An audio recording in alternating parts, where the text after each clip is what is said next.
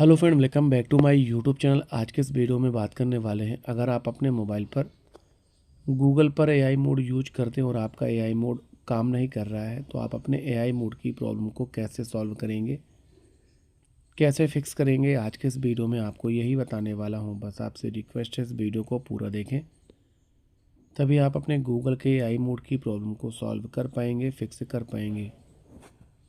Google के AI mode की problem को सॉल्व करने के दो आसान तरीके हैं। पहला तरीका है, प्ले स्टोर पर जाना है, सर्च बार में जाना है और टाइप करना है गूगल और अपने ऐप को एक बार अपडेट करना है।